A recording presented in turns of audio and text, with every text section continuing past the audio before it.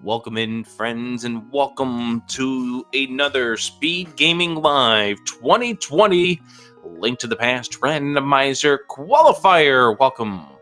We have 4 great runners, and I'm joined by Drosy1, who's going to introduce these 4. Hey there, thank you for the lovely introduction, Rick. So we have Vortex of Doom, who is actually already competing in his 5th and final qualifier, even though this is only the 7th qualifier overall out of 16. He has generally been getting scores in the high 80s and low 90s, where 100 is the time given to the score given to the top winners, and 0 is basically a forfeit score. So he's been doing quite well. Should be able to qualify with scores like that. And here's the thing. Getting yourself into a good position. Vortex of Doom has done that. Dataplet's in a decent position. Mr. Scruff Ninja Tuna is in a good spot right now. Yagamoth only entering race number 2, but did have a decent race 1.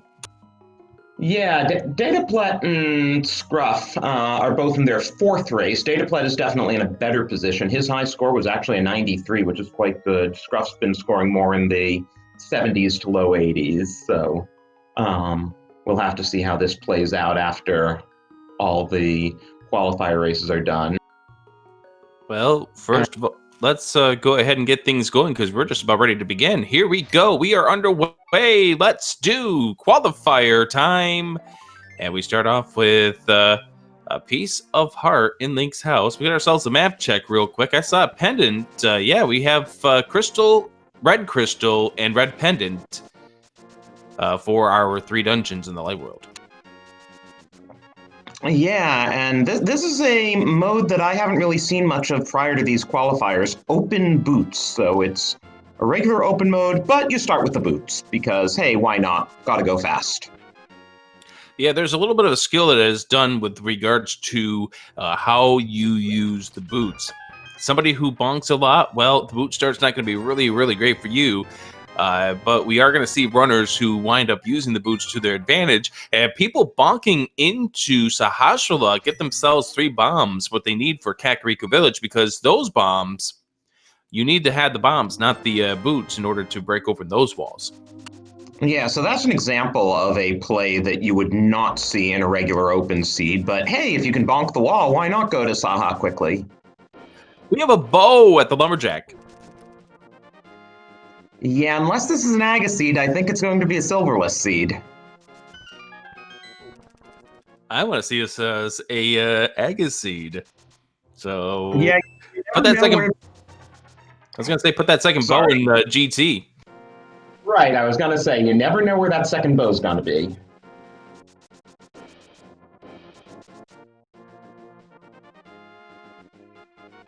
So just a little bit about what's going on here. This is qualifier number 7 for the SG Live tournament.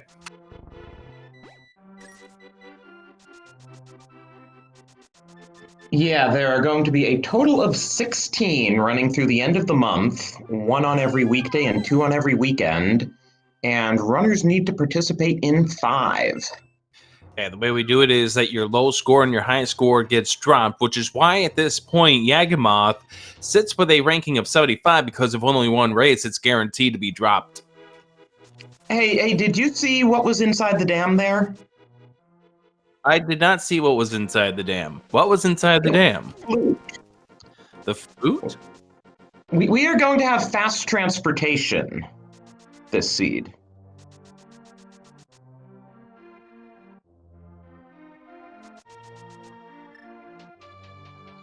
Oh, very useful dam area, assuming that ether gets us into, a dungeon we need to get into. It won't. We know how this game works, Drosy. It won't.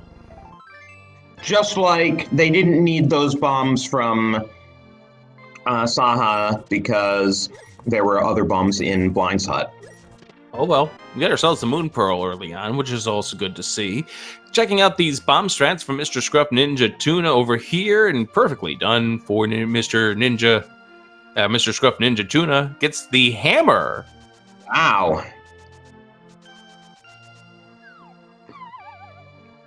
We find a shovel in the well.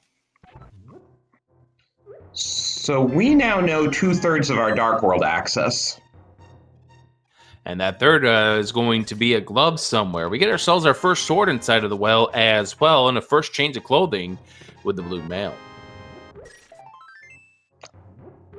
Always nice when you find that early when it's really useful. Like when you find blue mail and you have 14 hearts, you're like, well, okay. Mr. Scruff Ninja Tuna is going to have to be careful with these crabs because down to 1 heart, any hit gets him a kill. And does kill off 2 of the crabs when he gets inside the Ice Broad Cave. He could sure use that sword and that blue mail facing all those crabs. Hey, we found our single arrow. Buy 100 rupee, or rather pay 100 rupees, get a single arrow. Clearly a commemorative arrow, not actually meant for your quiver.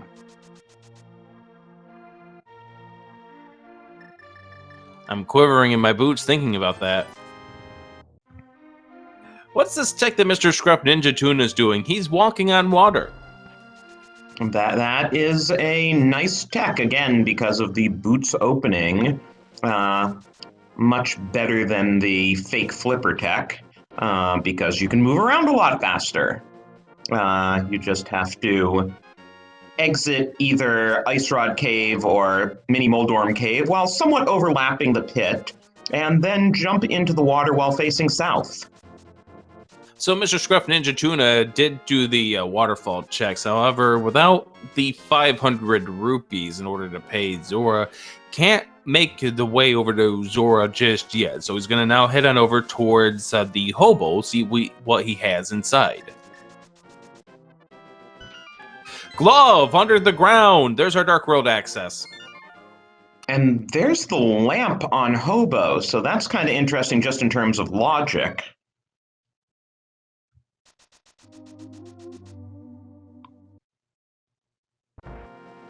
Yagamoth getting the gloves as well, and it looks like Vortex is heading for the back 3 of Escape, and so too is Yagamoth as Mr. Scruff Ninja Tuna gets ready to check the Kakariko stuff. So Mr. Scruff Ninja Tuna will have Dark World access once he is done with Kakariko Village.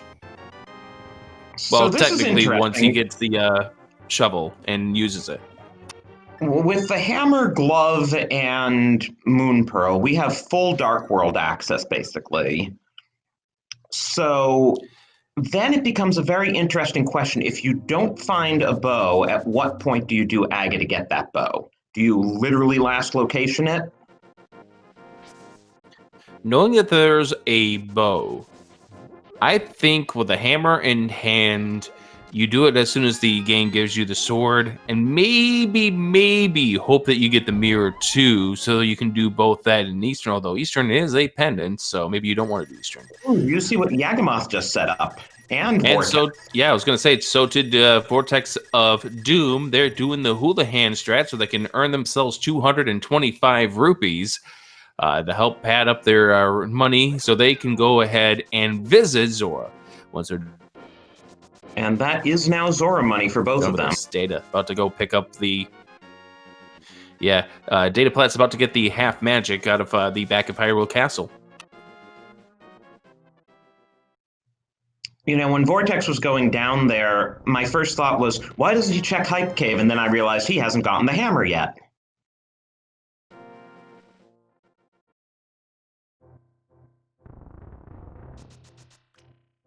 Soon, Mr. Drossi, soon. TM. Trademarks are expensive. We did not get the trademark for that soon. Darn it. I mean, we have the money to pay for the prizes for this tournament. I don't think the runners want us using the copyright money in order, or the money that you need to pay in order to do a copyright in order and take it out of their prize winnings. It's for a good cause.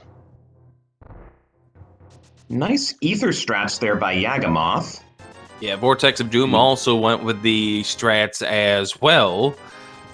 And, well, both of these runners are going to be going, you're going to give me 300 after I Houlihan?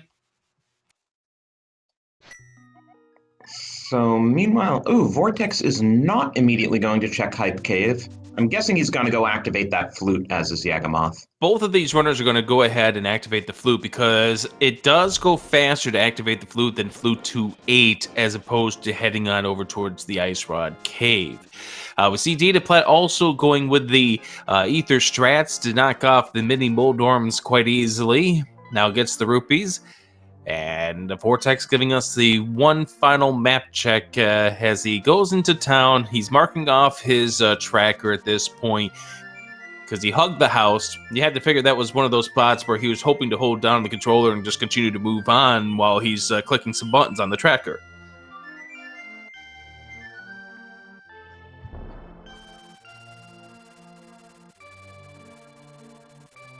Data not activating the flute. We'll head on over to the mini Moldorm Cave. And Vortex is making his way to the Dark World. Yagamoth is heading to the Ice Rod Cave.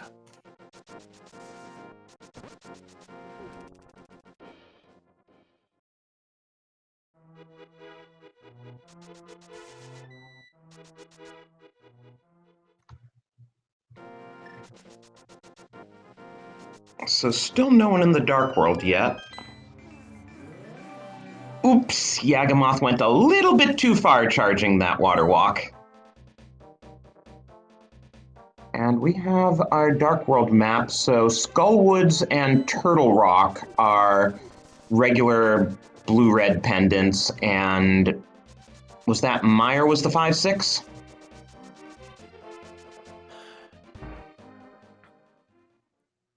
I did not even take a look at that because I was looking something else up, and I was incorrect. Eastern is a crystal; it is not a pendant. So, Data picking up the lamp, about ready to head on over towards Zora. Just a moment. Yagamoth also making the way to Zora as well. Dark World First Dungeon, Thieves Town. Nice 4 early items inside. speed.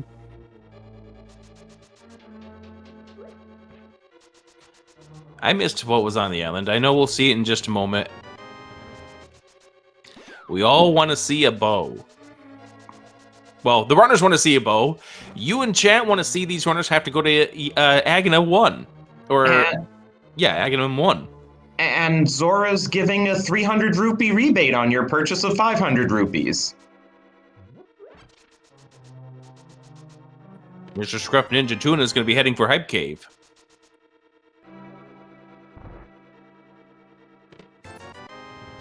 It would be truly hype if that actually has our bow. And he and Yagamoth are going to be doing a high five in there. Hype for who? And yet that was Misery Meyer as the other 5-6.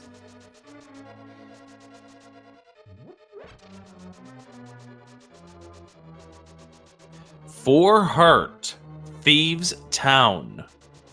Yagamoth finds the mirror. Ooh, that's hype. And Mr. Scruff Ninja Tuna will find that mirror in just a moment as well. So that opens up all of Light World Death Mountain for us. It sure does. A little quickly here, while we've got a lull in the action, these runners are hoping to qualify for the main tournament for the Link to the Past Randomizer being held during SG Live in November, going for what is currently a prize pool of $2,250. You mean they increased it from $22.50? Correct. Ooh, Vortex getting hit with the... I like to call them cockroaches. I know they have a different name than that, but I just stick with the cockroaches. And now it's going to take it extra safe down to 1 heart. Wish that piece of heart was going to be enough to fill up a new heart container. Does not. Still on 1 heart remaining. Any hit is going to kill him at this point. Yeah, fighter sword no hook shot is not a pleasant way to face those lizards. I call them lizards. I don't know why.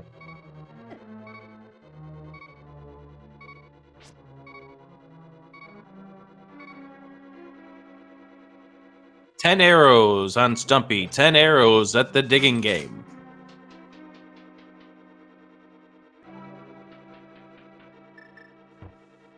Oh, and Dataplet is showing us Cave 45, which is just 20 rupees.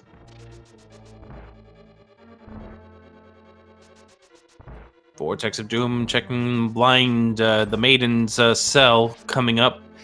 Where if this is not a key, that means the key is going to be in the big chest, but it's not. But he has the hammer, so he'll just go and check the big chest.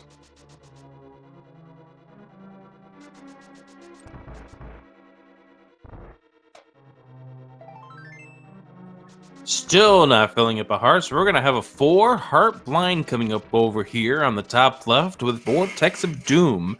Let's see how Vortex of Doom does with this very, very challenging fight coming up.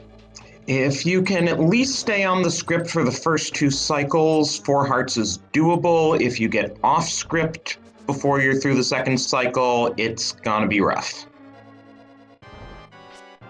I'm being corrected in chat that the official name are buzzes, and I meant to say crickets, not cockroaches. I'm sorry. I don't know why I thought cockroaches. Crickets is what I meant to believe here. Vortex gets off script. He is already down 2 hearts. Yeah, he's going to use the Cane of Samaria here, which is a very wise decision, but it's going to have to be careful. And he hit right now, and he's dead. Oh! And as you... right there.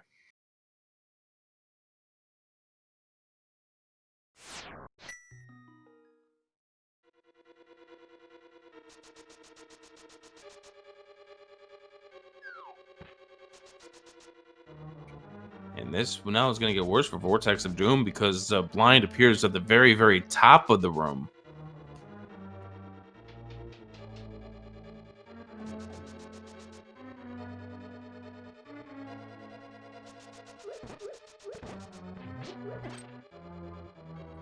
Picks up the heart as a safety measure here and gets ready for round 2. Misses with one of the Cane of Samaria shots over on the right-hand side. That one also missing just a little bit. This time getting hit, trying to keep him on the top section, but now has Blind moving down.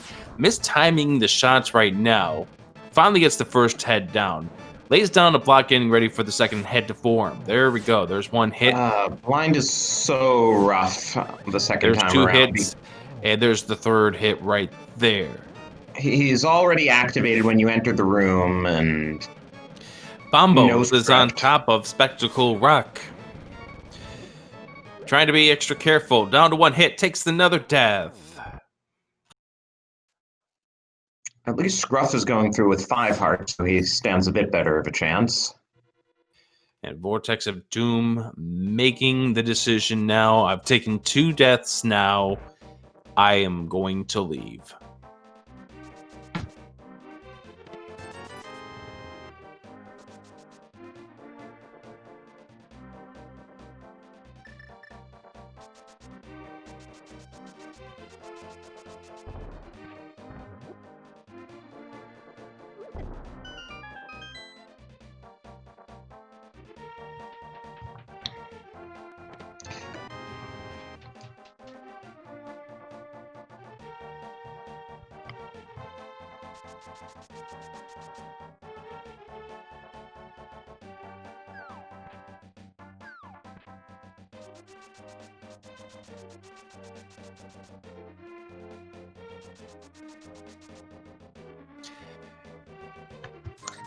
Data now inside of the Tower of Hera. It is a pendant. It is green pendant, so it has 2 items inside plus a third. That's a Hashwala. And with no hookshot, we cannot use the Herapot glitch, and that big key is vanilla today, so Dataplet's taking his coffee break.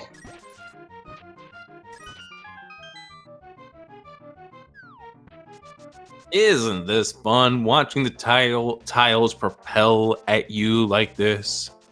Sitting there, waiting.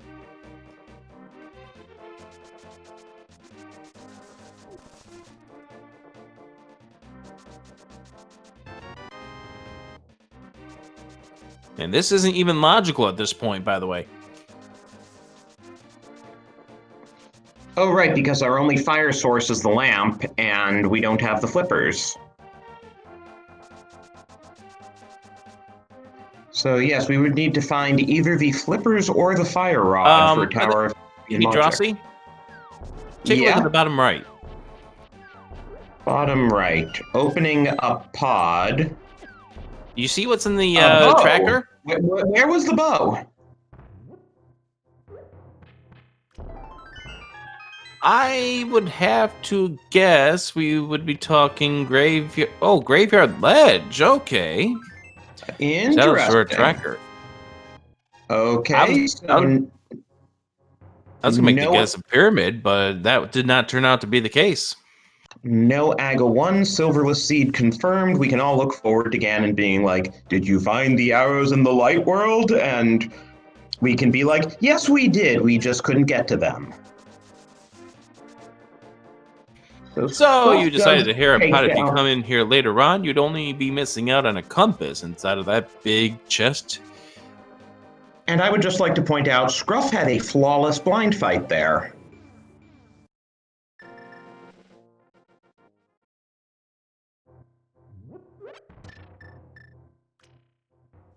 Data versus Moldorm. 3 hits of the hammer and Moldorm will go down. But don't get down the hole. And Dataplat almost had a little bit of trouble, but corrected himself. And there's our second sword. Together with the green pendant. That's interesting. Yeah, so a decidedly out of logic Master Sword. I'm more talking about the fact that that could be a sword that runners skip out on. If they choose not to go into the Tower of Hera, Data might have an advantage with that sword. Well, it depends if the hookshot turns up, because if the hookshot turns up relatively soon, I'm sure all of these runners know the Herapot glitch, so the rest of them won't have to wait through Hera Basement and will probably do it figuring, okay, 2 easy items. At least assuming they're not yet in go mode.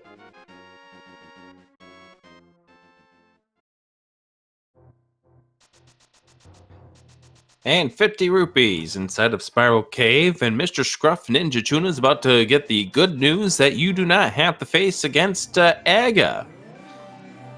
Or at least Aga 1, that is.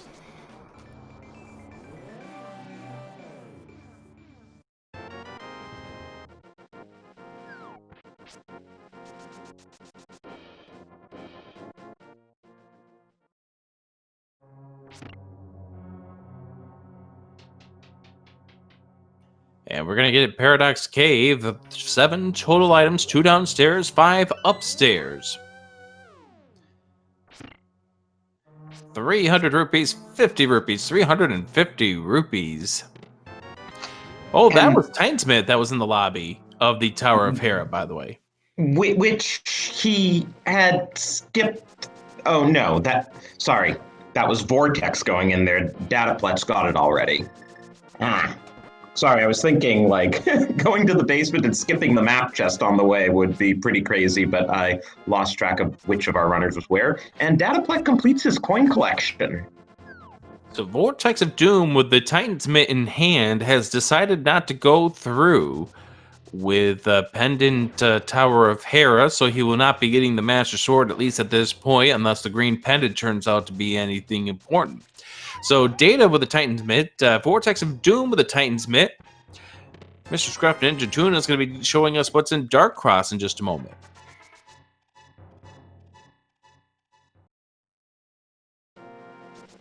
Yagima fighting off against the Armos, and has it pretty well scripted right there. Picks up the heart container, and we are done with that dungeon. Dataplat on the top right finds the hook shot in Super Bunny. Interesting. So the hook shot is hard locked by Tower of Hera. Here's the funny thing, by the way. We are just flippers away from no mode. Yeah, we don't actually need any rods today, as far as we know. Unless the big key turns out to be in the compass room, then you logically do need to have the fire rod.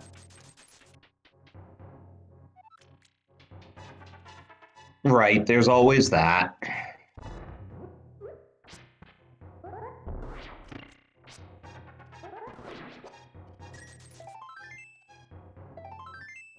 Though it is always fun seeing runners go through the room before the compass room without the fire rod. Yeah, right. There's some good strategies that you can see runners do in order to get that. Vortex of Doom. I just realized, by the way, Vortex of Doom had to leave Hera. He hasn't gotten the lamp yet. He doesn't have the fire source. Oh, that's right. So therefore, Vortex of Doom had no choice but to leave. But with that hook shot, does he go back inside? That's how deep he wants to go on his gambles at this point, because you got to remember, Vortex of Doom with 2 blind deaths might be feeling behind at this point, and you've got to be feeling behind when you're in a large field and you're in a qualifier for a tournament that's going for $2,200 in prize money.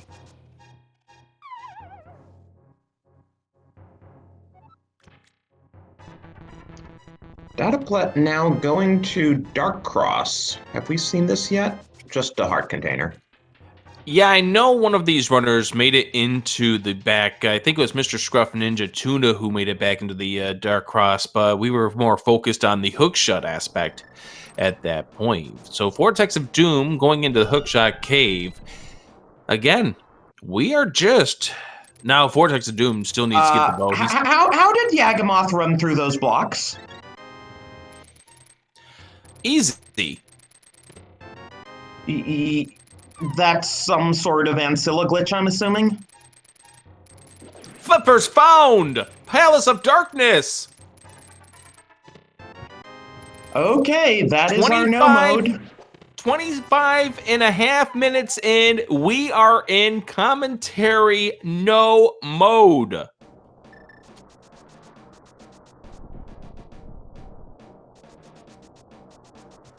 Yeah, that's true. Chat reminding us. Yeah, that's a 4 glitch, out of 22 chance. So that's about an 18% chance that we are not in logical go mode. No mode, rather. I will take those chances.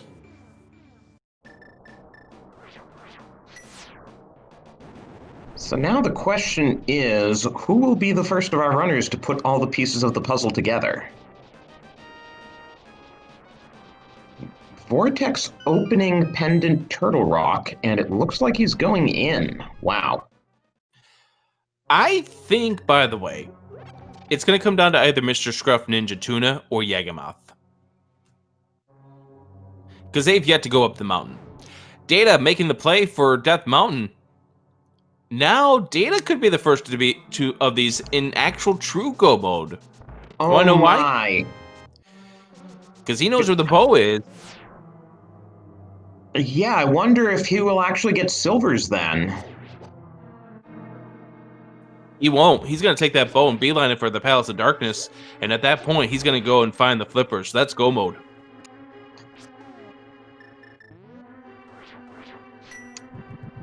I don't know. If he's over at Lumberjack anyway, might he go to Pod via the Dark World? No, that wouldn't make sense. He'd just fluke to 5. I think you take that bow and you go to Palace of Darkness and Eastern Palace. Vortex of Doom's making a big gamble at this point, but he knows that he's behind after the death, the 2 deaths that is, in Thieves Town. Has to make a move. Unfortunately, a desperation gamble that will not pay off. I think the only thing that could happen here for Vortex is if he finds the fire rod.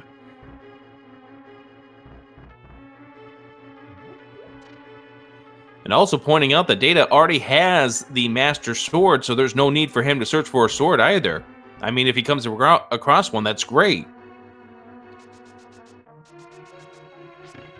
So Dataplet might have go mode before his first crystal. But he'll have a pendant and a dead Aga 1 for his troubles. Vortex of Doom continuing the check to see if we can't get to the big key. The big key has to be here in order to progress. Is not, but can still access Mimic Cave.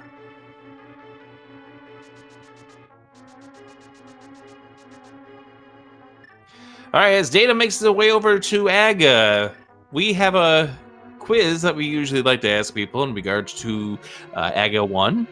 Put your guesses in the chat. How many blue balls were we going to see from Dataplat? Chat is being cruel. Adorate in chat. Funny you should ask where Master was. It's not green pendant locked. It is with the green pendant on Moldorm. So Rick, what are you thinking for this Aga here?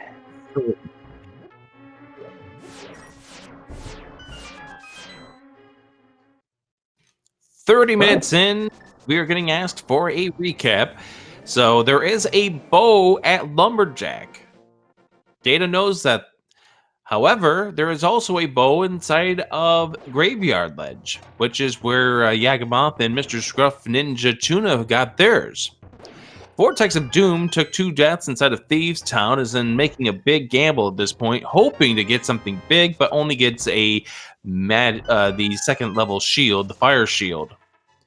And Yagamoth takes down Helma for his 2nd crystal.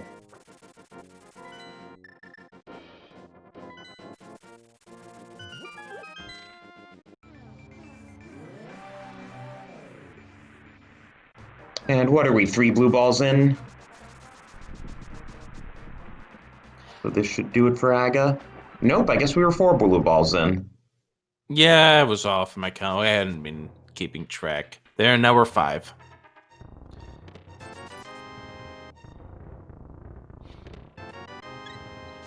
Bad Aga. You just die a little inside when you get that. So Data with the mirror out. This is exactly the planned move here for Data, is to go ahead, mirror back to the light world, head over to 3. Well, he's going to check the pyramid ledge first. So congratulations to our tracker Duodeca, who was the first to guess 6. Why are we encouraging this behavior? Of guessing 6? Because we have some horrible, horrible people working here.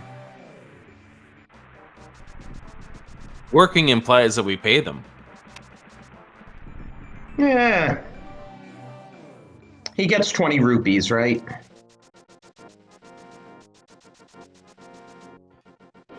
Yeah, we can go there, yes.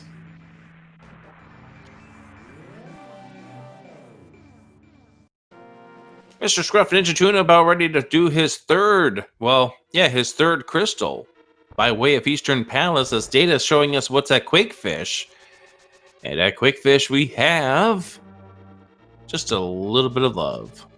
More junk. Desert is not boots locked, not that we care since we've had boots from the start.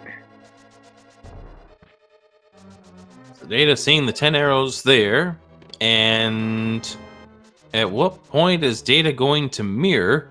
Oh, I see what he's going to do. He's going to go check the north stuff, and it's going to feel a little sick inside when he finds that the Graveyard Ledge is going to have his bow. He might actually get silvers after that, just to quicken up his top. At this point, you might as well, especially since you still have Vitreous to go, and that's going to make that fight a whole lot faster.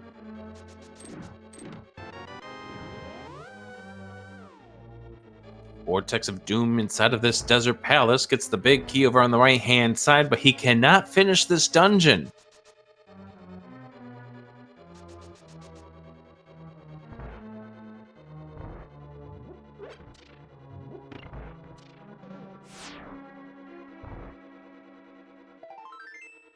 Especially with that piece of heart right there. All right, take a look on your top right. Data went through AGA 1 because there's a bow on the lumberjack and is about to see some sad news.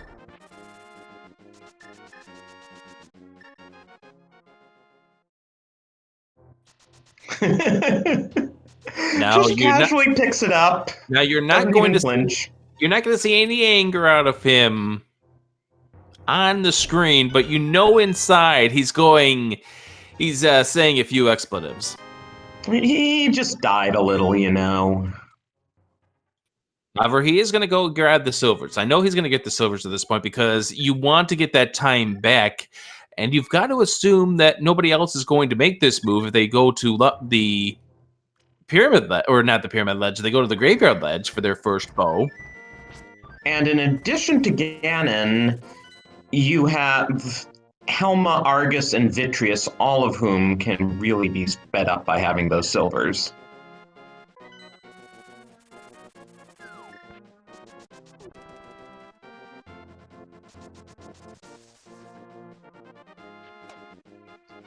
Landmos, for that matter, as well, because we don't have any rods yet. You know, the funny thing is, logically, this was supposed to be a double dip of the Palace of Darkness.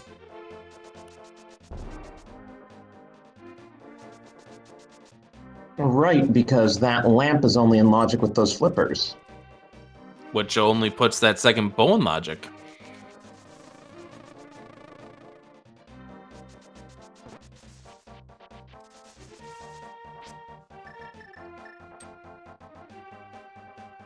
Oh, right. Dataplet did Agate Tower in the dark. No, he didn't. Right, he had the lamp. Ah. Don't mind me. I just talk here. Interesting decision here from Data, not heading right straight for Eastern and Palace of Darkness. I would have assumed that would have been the move at this stage to see what the bow leads to. However, is inside of the Skull Woods, nothing much in here. Yagamoth taking care of blind. Mr. Scruff Ninja Tuna finishing off with the Armos Knights, and Vortex of Doom is checking Hyrule Castle. So Yagamoth is already up to 3 crystals as Scruff grabs his second. So it'll be interesting to see how much time Dataplet can make up here. Scruff is third. Oh, that was Scruff's third as well. My bad. Sometimes I can't tell Pod from Eastern, you know.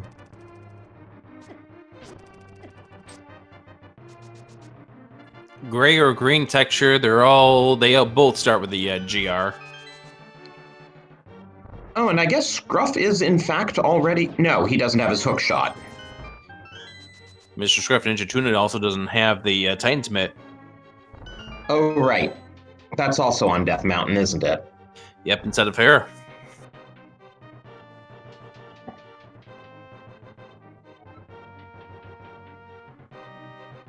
Well, Dataplet has been stopped by his lack of a fire rod, which is a good thing. Yeah. Well, at least that's a crystal. Yeah, and that's going to be a forced path almost every single time. There's not much you can gain out of Go Mode Thieves Town. Well, the big key was in the first chest, so if you did Go Mode it, you'd be able to skip all the other chests up front. Right, that's about the only savings you can have. You also can save yourself from walking to the big chest, but like I said, it's very, very minimal what you can save in that inside of that dungeon. But he's ruining my dream of seeing Go Mode without a single crystal. Some dreams are just dreams.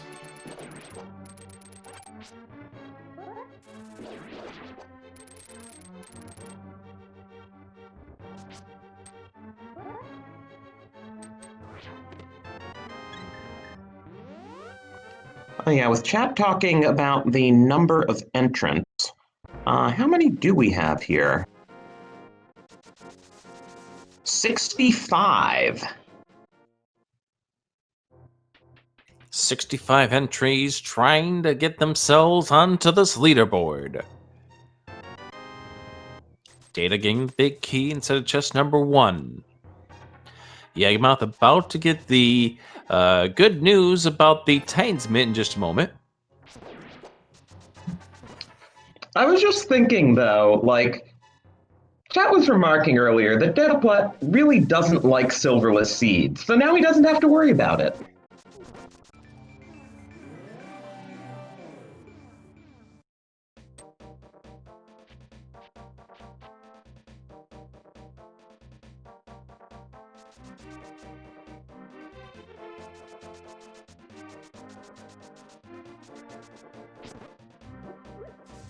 Data making the way now to the back section, and Vortex of Doom making his way over towards the graveyard ledge.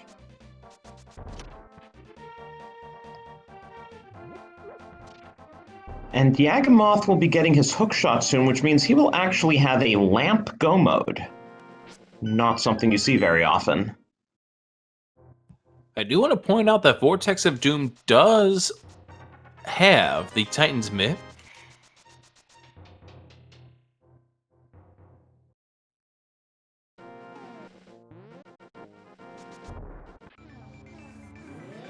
And it would be hard for him to have the hook shot without the Titan's Mitt. That's right. And here's the thing with Yagamoth. When he does get this hook shot, he will not be in go mode. Want to know why? Well, he still doesn't have that fire source, does he? That's exactly what it is. Without the fire source, you cannot defeat Desert Palace. So, therefore, that's going to be coming into play. Vortex of Doom getting the bow. So, Dataplat's going to be the only runner to have done AGA 1.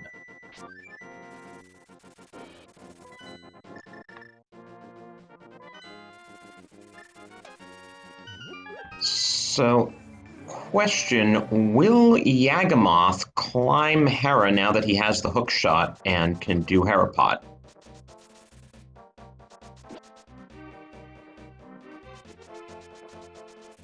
That depends on what you feel. I mean, what you feel Oh inside. no, he hasn't gone into the. He doesn't have the hook shot yet. But here's the thing: you're only going up for one item. Do you want to spend all that time? Two items, green pendant. Well, yeah, that too. But do you really want to spend that time going for something that you can not really grab? That may not be necessary. Now, we do know that it's the Master Sword. That's the only other sword that we've seen so far. And we don't even know what's on the green pendant. GT.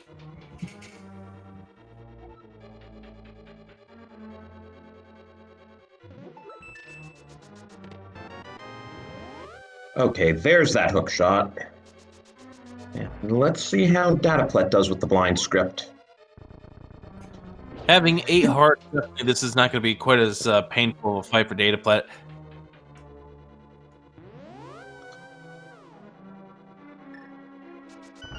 Yeah, 8 hearts red mail. So he just slash and burn tactics.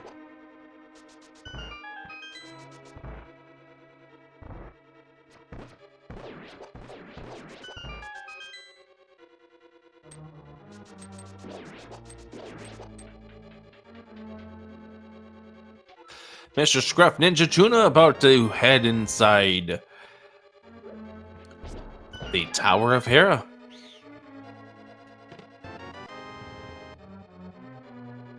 And Yagamoth is making the same move that we saw from Vortex of Doom earlier, diving this Turtle Rock, a pendant dungeon, and is going to find that this seed gets him all the way to Mimic Cave. Which is unfortunately going to cost him a few minutes. And there comes the Titan's Myth for Mr. Scruff Ninja Tuna Mirrors, and he is gone. Meanwhile, Dataplet is doing the Smith chain, so it's gonna be a bit before he gets his go mode in pod. Playing the inevitable, which now allows Mr. Scruff Ninja Tuna to be in sword mode.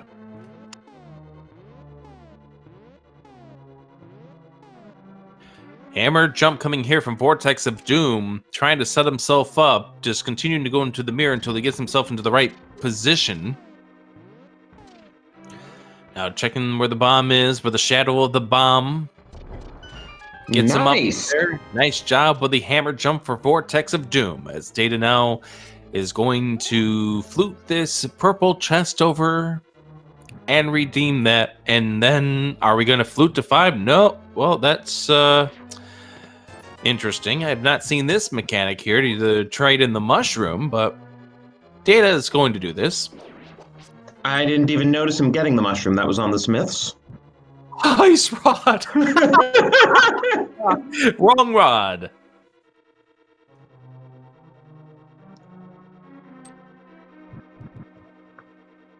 I am reasonably confident none of our other runners will be getting the ice rod. And so purple chest turned in is going to yield Data 3 bombs. Now it's time to mirror.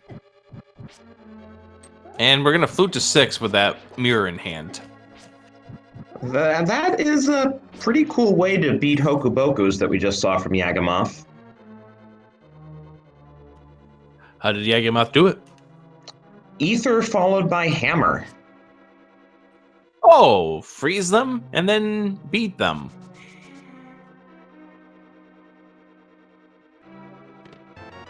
Flippers found for Vortex of Doom as Mr. Scruff Ninja Tuna's in Paradox Cave.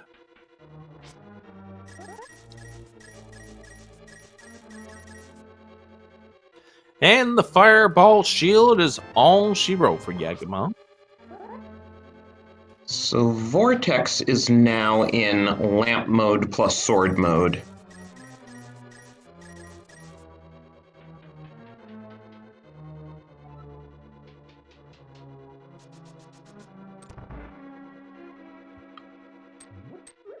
Whereas I think Scruff is going to now enter sword mode here with the hook shot. That's right. And Yagamoth is in a new world here, Ice Palace. It is a crystal, it's just a lot nicer when you can go mode it. Nice mechanic there for Vortex of Doom to get around the problems inside of that room. I missed it, I was watching Yagamoth on Ice.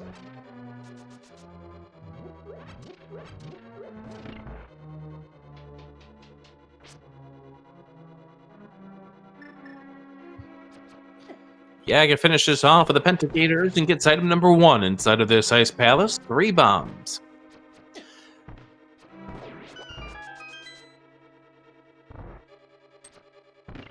Oh, poor Dataplet. If he had just gone to pod, he'd be in go mode by now and wouldn't have to do quite so much running around. Though I guess he does need that big key. Is going into Turtle Rock.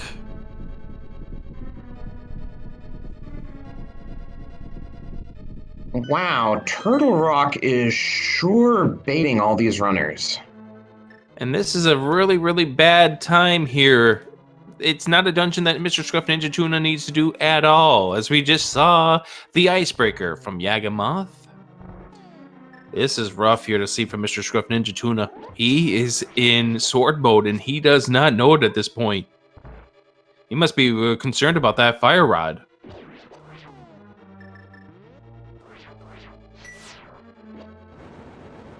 Item number 2 inside of Ice Palace, a piece of heart. Vortex of Doom finishing off with the Beetle Room with the use of the Ether to help him out.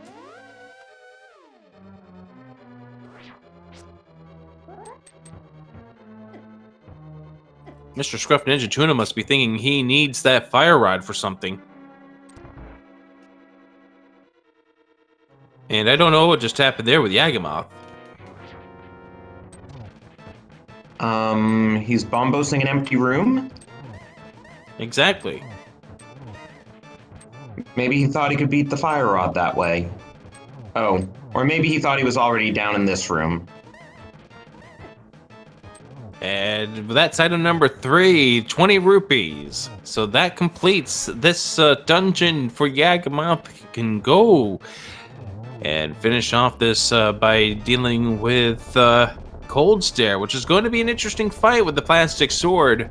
And Bombo's just enough to get the shot off thanks to these jars in this room.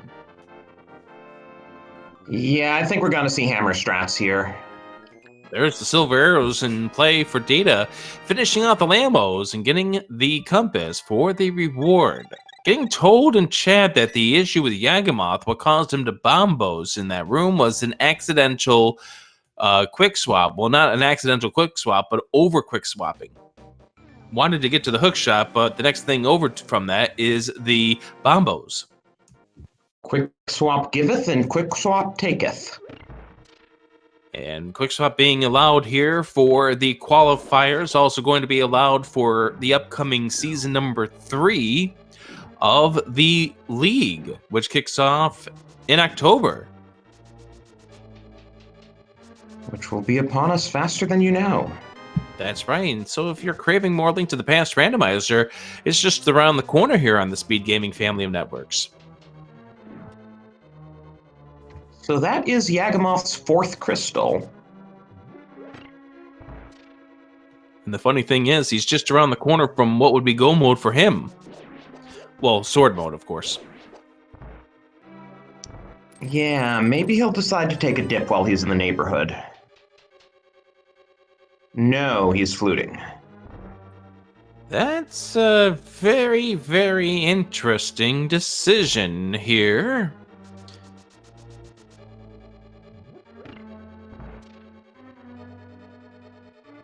And Dataplet's in Mire. Again, depending on where the big key is, he might or might not be costing himself some time by not being Of course. God Mire.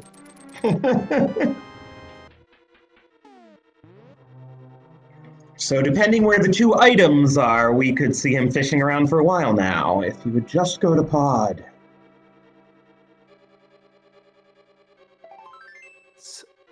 So weird to see this. Each runner having some sort of moment here. Vortex having to overcome the salt of the earlier issue that we saw with the 2 deaths inside of Thieves' Town. Finally was able to take care of the Igors to get the key inside of Eastern Palace.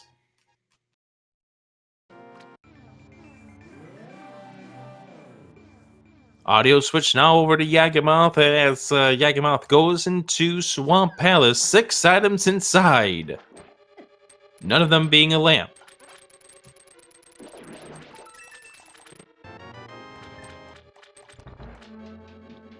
With 65 runners, statistically, someone's got to have god routed the seed. Yeah, and they're going to be finishing in like an hour 10, and everyone's going to be like, what in the world?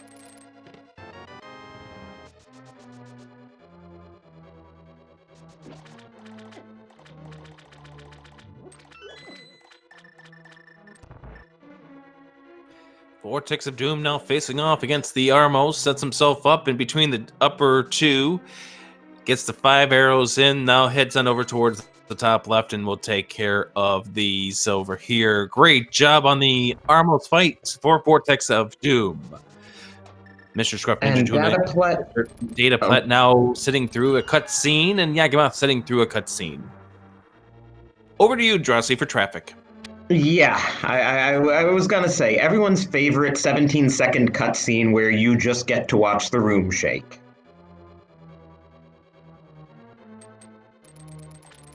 And to get a quarter of a heart as your reward.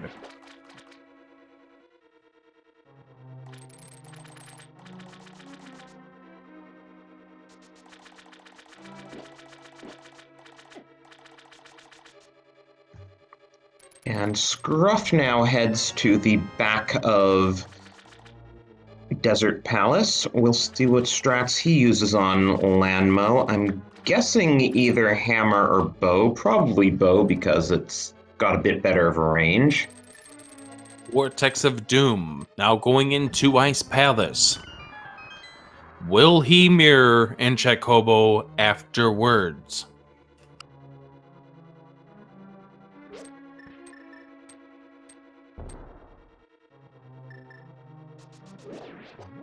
Race number 7 of the Link to the Past Randomizer qualifiers. Yagamoth pulling off the diver down technique using the cane of Samaria to get himself inside of the little bit of the what do you call that? The railing.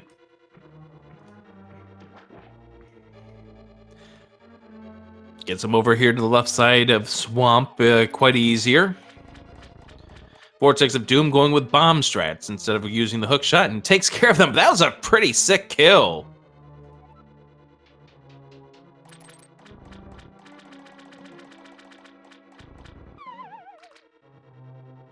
Hammer strats for super from Mr. Scruff Ninja Tuna.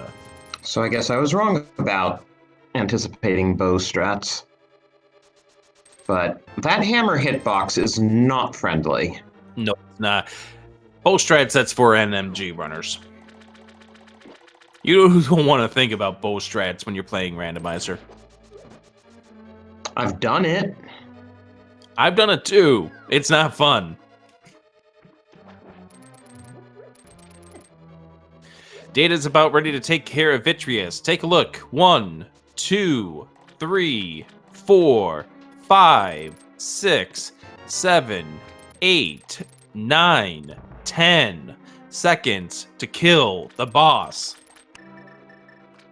Fire rod that bitch.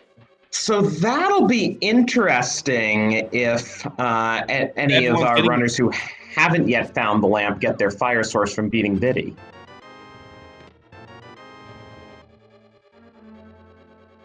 And for other unnecessary items, we just found the cane of Burna in the back of Swamp.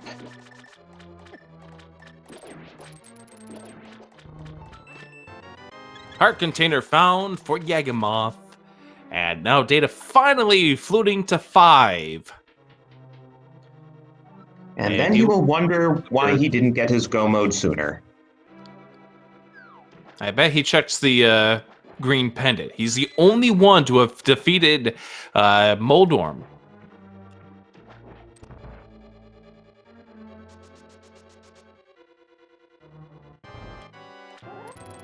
I'm wondering if Vortex of Doom didn't count his items. Oh, has he gotten all 3 already and is continuing to search? Yeah. The 3 items were in the Pentagator room, the U-shaped room, where you hit the Freezor room. In the Freezor room.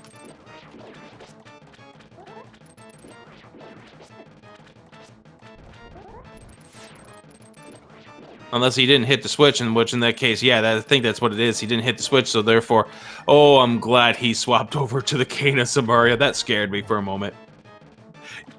Having a runner have the mirror out. We've seen too many a tournament race and a tournament clip of a runner who has the mirror out and they do bad things with it.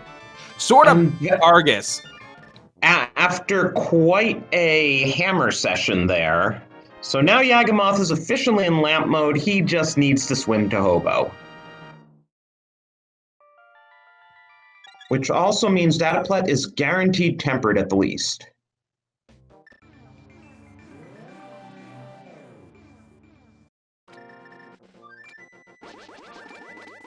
Vortex of Doom trying to take care of Lamo. You mentioned that hitbox for the hammer. We're seeing it in action right here.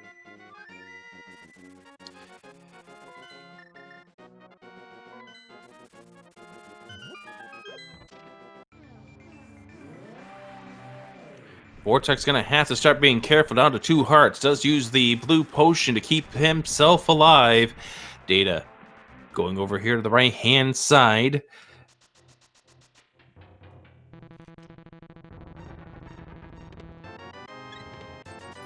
And a good point here. That fire rod being where it is, Yagamoth is going to be in go mode once he is done with Misery Mire.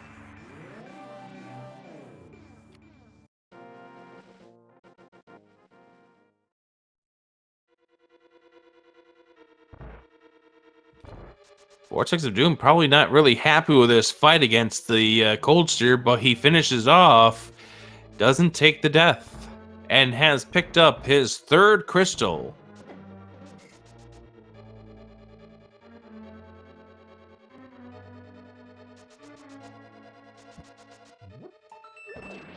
Mr. Scruff Ninja Tuna going to bomb strats here for the Vitreous fight with only the plastic sword. Throwing in these bombs. Gets hit with the lightning, which is going to be unfortunate for this one bomb there. Gets it off just in time. Now it's going to go to the arrow strats. Wants to make sure that he leaves 8 of them for the final eye, of course, but is running into a little bit of trouble at this stage, as Data just around the corner from Go Mode. And Data will have Tempered Sword. And he'll be able to Go Mode Swamp, which will be very nice for him. At 59 minutes and 15 seconds, Dataplat, the first of these runners to be an official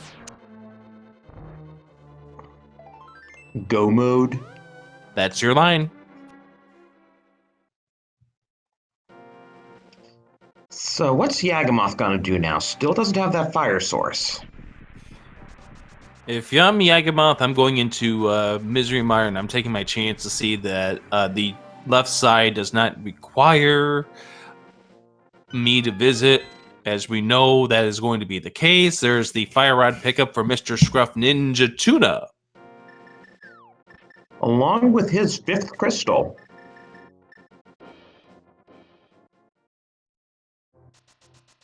So that actually puts him in sword mode. Still in sword mode, yeah. Right, he's been in sword mode. He already had the lamp. Can't keep track of who actually got the lamp. That's what we have trackers for. And by the way, shout outs to our 2 trackers today. Duodeca and Jinxie Girl. Yes, thank you very much for clicking the buttons here for this qualifier number 7, as we're an hour in. Trossi, could you give us, in 60 seconds or less, a recap of this seed? Well, it would have been a jet seed if you happened to play things in exactly the right order. We found Dark World access fairly early. The big thing is that Lamp was on Hobo, which Yagamoth is now just about to get, and the Titan's Mitts were in Harem Map Chest, followed by Hookshot in Super Bunny Cave. So those were kind of the out-of-the-way important items. And we've found sword upgrades on Moldorm and Argus. So our runners who are still on the fighter sword, it's because they haven't beaten either of those bosses yet. Oh yeah, and there was that whole bow on Lumberjack thing. And also inside of Graveyard Ledge, which is why Data's the only one who has killed Aga. So that's a 60-second recap right there. Yagamoth, the second of these runners to be officially in Go Mode with the Master Sword in hand. Are we going to get a bird toss? Would be nice. I haven't seen one in a while. But we're still not.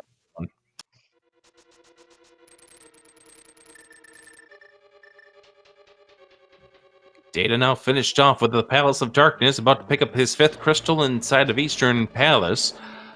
So an interesting thing now is we're going to have to keep an eye out and see where the other sword turns out to be, because otherwise I think we're only going to be seeing Data with the tempered sword. Nice, yeah. Nice diver down for Vortex of Doom. So Scruff will have his true Go Mode pretty shortly. Vortex, unfortunately, will be doing left side.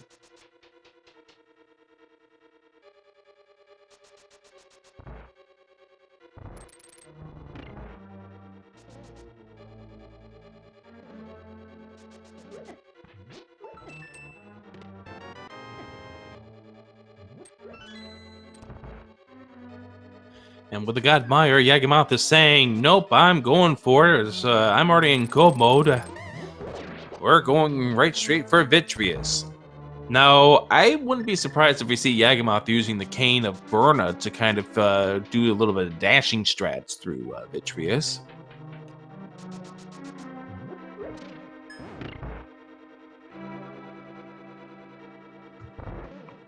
Somebody asked me Yeah, the it's a bit question. laggy, but hey, at least it doesn't take damage. Sorry, you were Somebody asked me saying? the question regarding to the diver down. Why do people jump out of the water and then just jump back in to swim to the left and then jump back out? Because when you diver down, you're technically not in the water. So they go to the edge where the ladder is to put themselves in the water. Because otherwise, those blocks that are in that room, they're going to block you from being able to move over the swim over the blocks. You need to be in the water in order to swim over them. So that's why you see runners going back into the water, what appears to be out of the water. It gets them into what is actually the water state at that point. So here is the Yagamoth versus Vitreous, and we're not going to see Kane of Burna Strats. We're just going to hack at these eyes, and we're going to use the bomb to take damage. This is a new strat. I haven't seen this one before, but it's taking care of the eyes pretty fast. Wow! Down goes Argus for Scruff, and he is now in true go mode. And 6 crystals in as well. There's the fire rod for Yagamoth, and probably going, if I just came in here without the lamp, I'd be in go mode. But hey, there we go. Data with the fire rod is going to have a much easier time inside of this ice palace. We'll get to see another icebreaker on the top right as Vortex of Doom is about to get the Master Sword, but will not be in go mode until he gets that fire source.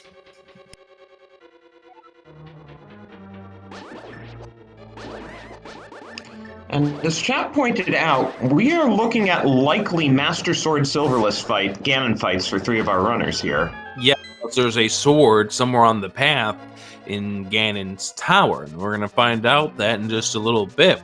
Coming up here on the SpeedGaming SG Live 2020 ALTTPR qualifiers. The next one taking place tomorrow afternoon, 2:20 p.m. Eastern, 8:20 p.m. Central European Summer Time. And then after that, we have a late night one coming up on Friday night, September 25th, 11 p.m. Eastern, 5 a.m. Central European Time. That'd be 8 p.m. Pacific. And then we have a double up for the weekend.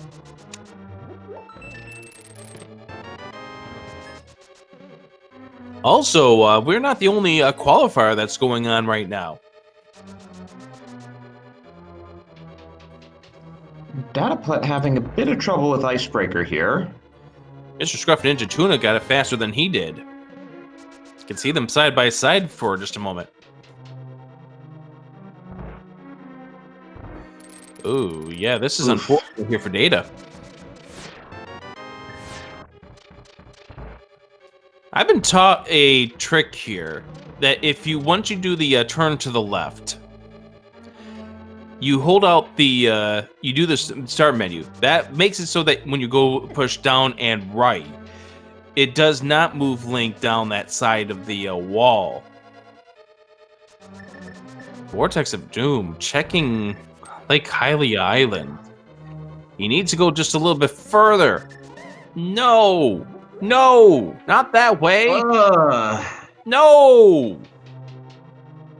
Did he never do Ice Rod Cave? Oh, he's now going. Oh, whoa. Going to Catfish.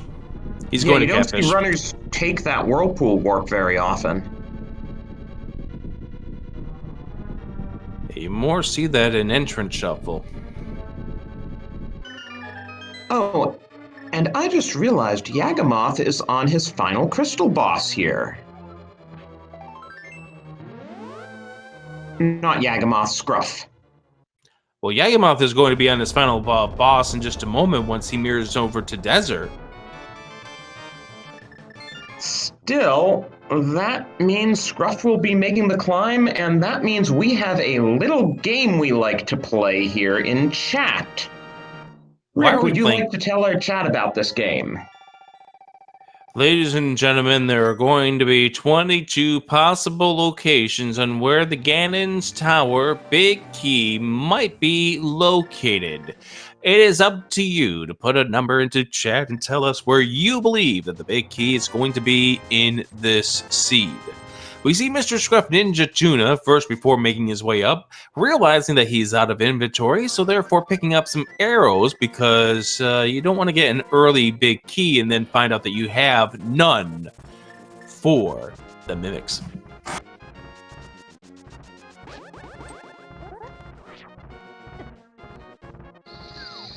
Meanwhile, there is Dataplet's 6th crystal, so he just has a Go Mode Swamp ahead of him, which will come with a Tempered Sword at the end. So pick a number between 1 and 22. That would be 1. No, I said 1 and 22, Siri.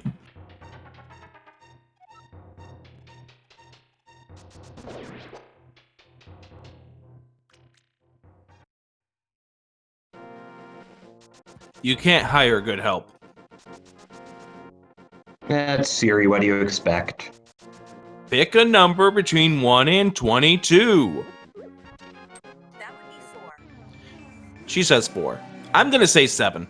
What do you say, Drossi? I usually go with 10, but too many people have already guessed it. I'll go with 8. Why not?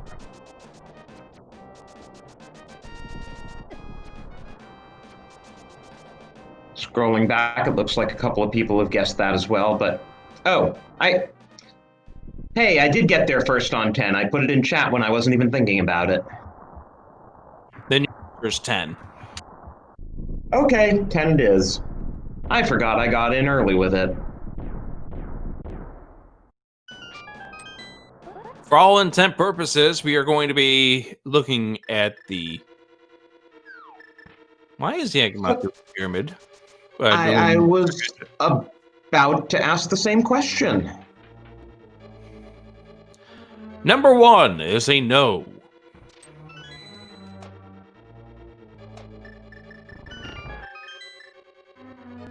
Are we seeing Dark Magician again? We're seeing Dark Magician from Mr. Scruff Ninja Tuna. Number 2 is a heart container. Number 3 is literature. Number 4 is explosives. Number 5 is cash. Really, only one key? There were no keys on that side. Well, Yagamoth's found the cape. I am puzzled why Yagamoth is not going up the mountain. If he does an interview, we will have to ask him about this. Number 6 is a key. Number 7 is a map. And here we go, the right-hand side. I think Vortex of Doom has forgotten all about Hobo because he did all the other flipper checks but did not get to Hobo. Does Yagamoth not know he's in Go Mode?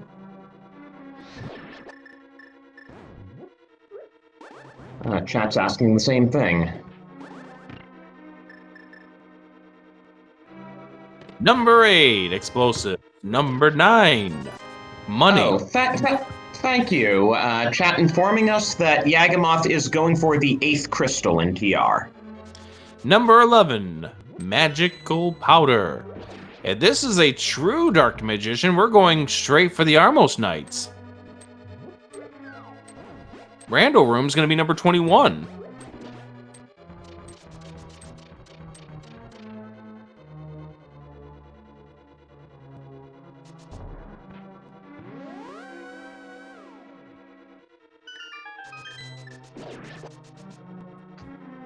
Oh yeah, chat pointing out that Scruff does of course have the Master Sword despite it not being on his tracker. Couldn't really avoid it since you get it from beating Argus. I've lost count. Where are we now? That's number 12, isn't it? Let's see. 5, 6, 7. Yes, 7, that was 8, 9, 12. 12, yeah. Alright, Sarmos.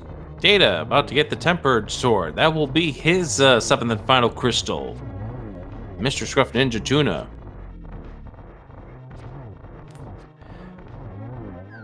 Now, as one final Armos to deal with, number 13. explosives, 14, money, 15's the big key. Oh boy, that's where a nice place for the big key turns out to be. If you guess number 15, congratulations. You beat a program called Siri. You also beat me and Drosy. The funny thing is, usually when people guess 15, they're expecting it to be vanilla.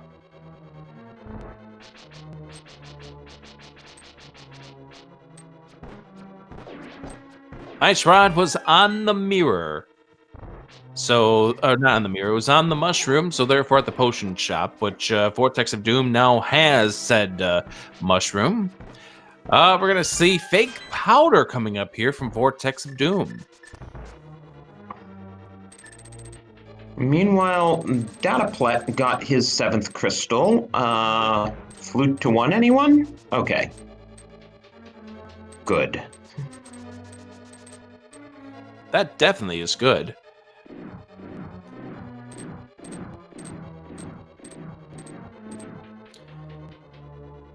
I still don't know what Yagamoth is up to at this stage.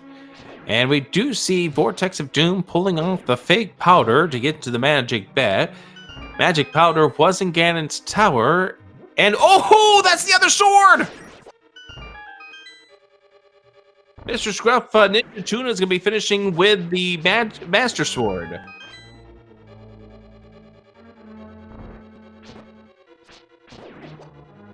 Wow. Well, at least it's not a mystery anymore.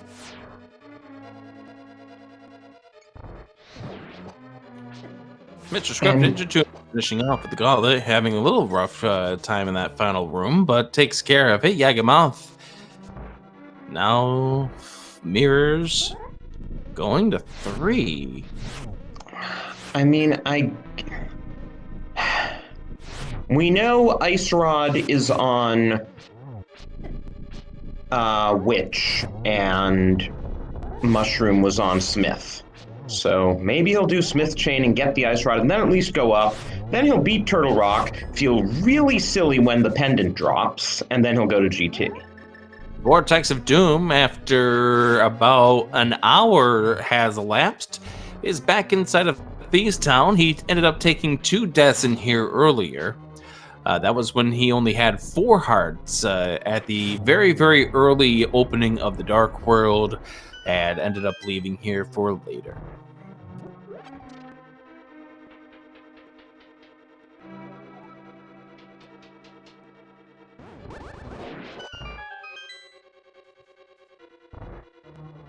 This has been a bizarre race, Drosy. Yeah, I'll say. And Vortex is finally going back to blind, this time with 16 hearts and red mail, so... And Berna. Yeah, I don't think he'll have too much trouble here. Berna and half magic, no less. So I think Data at this point is going to not be doing the full right-hand side stride. It's just going to be going here to the compass room and then mirroring. So Data's probably going to get that big key in number 21. Most likely.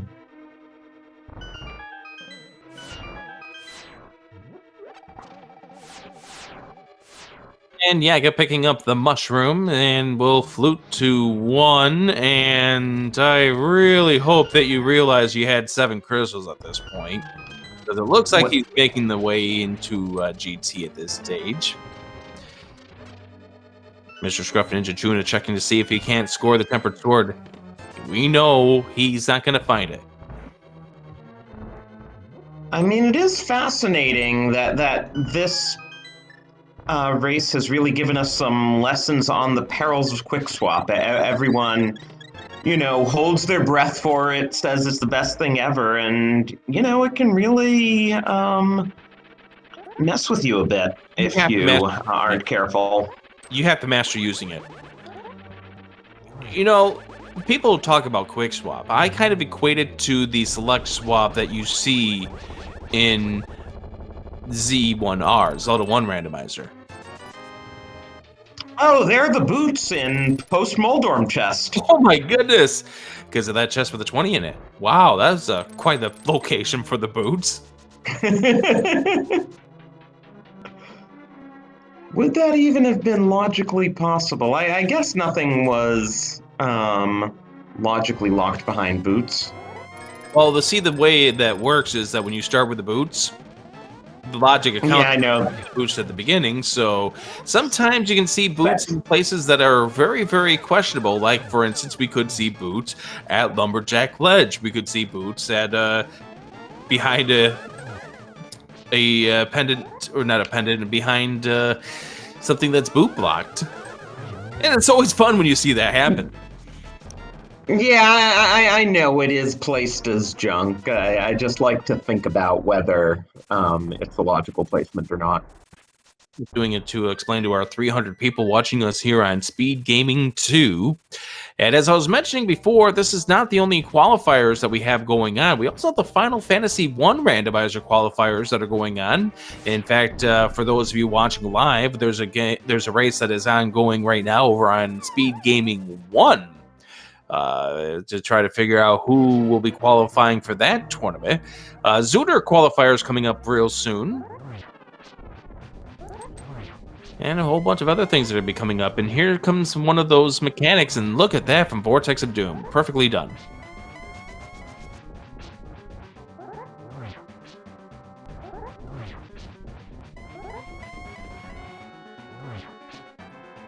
So without the silvers, Mr. Scruff Ninja Tuna is going to have to do 52 spins. And by the way, Yagamoth is also now in GT with Master Sword Silverless, and since we know where those two other swords are, he is likely going to be doing 52 spins as well when the time comes.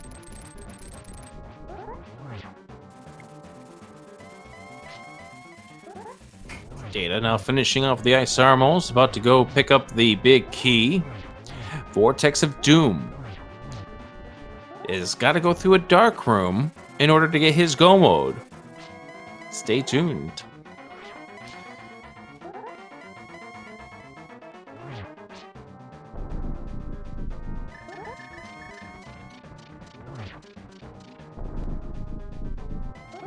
So Data now heading up, and we'll have probably the easiest of these four runners because of the tempered sword and silvers.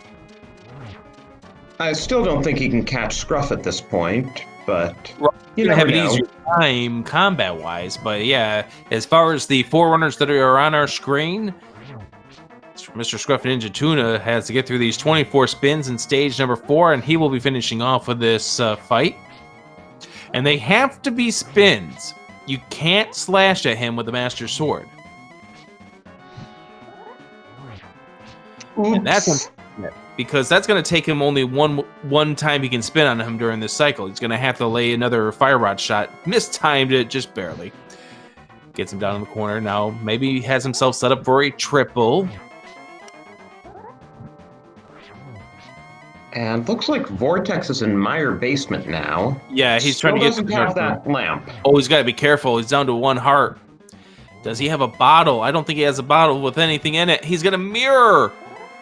Ooh, that's bad.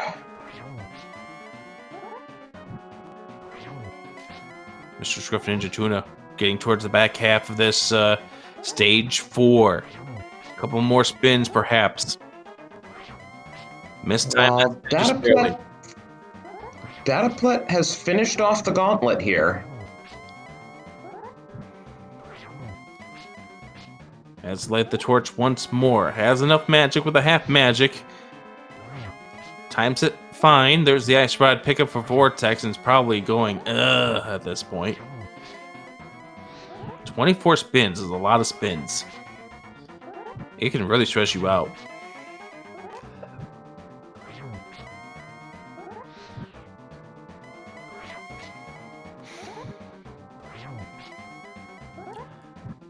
Down here at the bottom, Mr. Scruff Ninja Tuna trying to wrap things up with a scan and fight.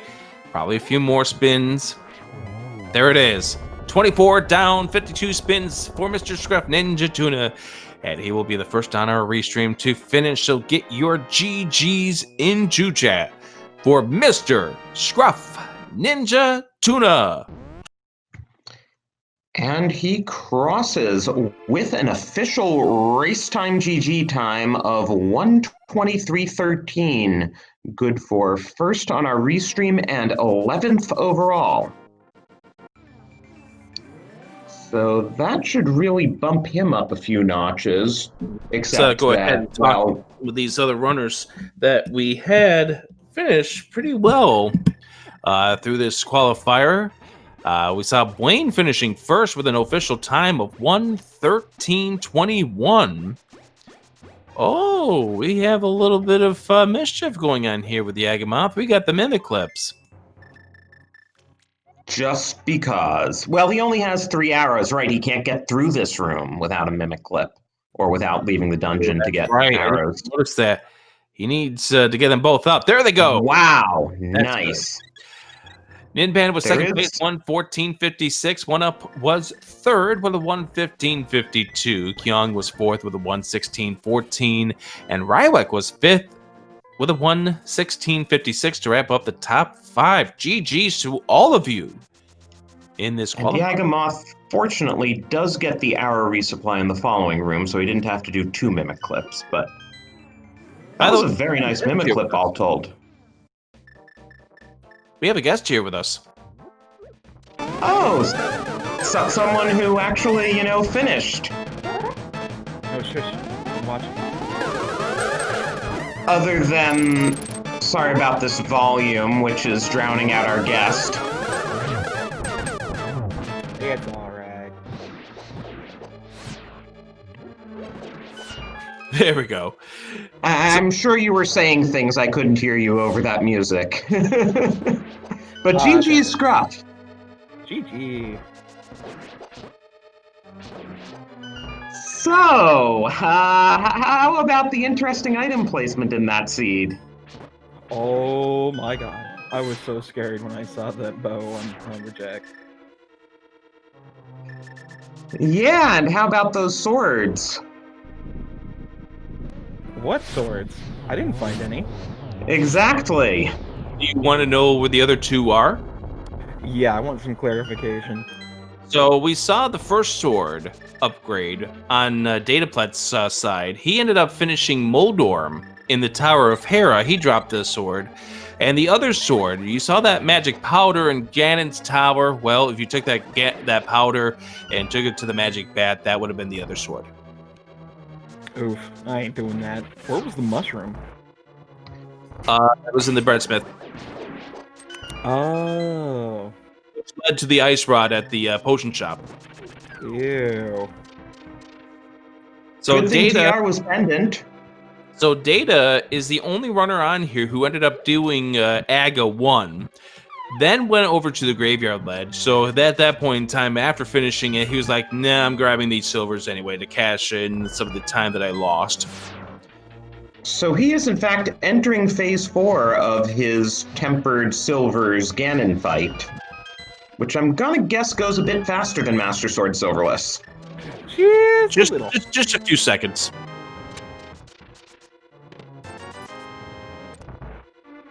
Also, to clarify real quick, in the post-Moldorm chest, those were boots, weren't Those they? were where the Yes. boots were, yes. That's hilarious. So, So get your GGs, by the way, for Dataplet finishing second here on the restream. sword up. And he walks through with an official time of 1:27:12, good for 18th overall.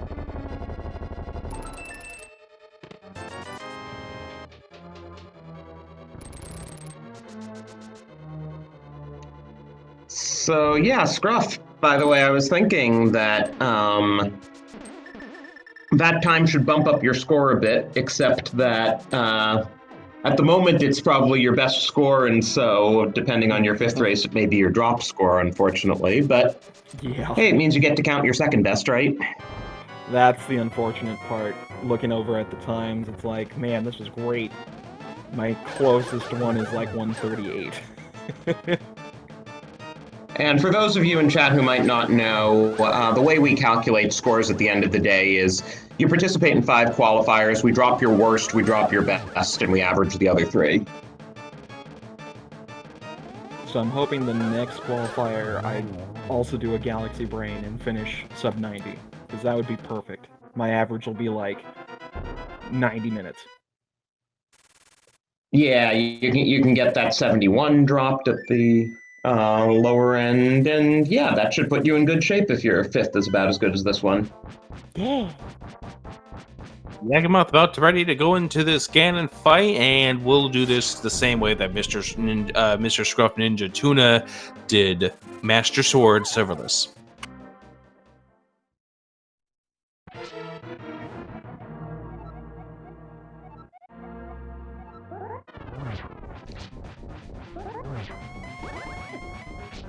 Meanwhile, Vortex of Doom has been in go mode for a bit now, and he is doing Vitreous here for what will be his fifth crystal.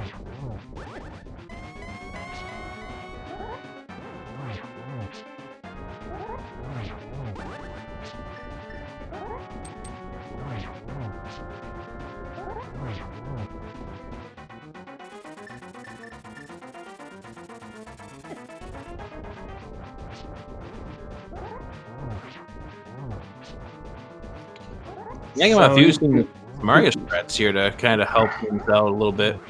I was about to say the same thing. Yeah, I think, what is it? If with optimal use of Samaria strats on Master Sword, I think you can do a 2 cycle for phase 1 and a 1 cycle for phase 2.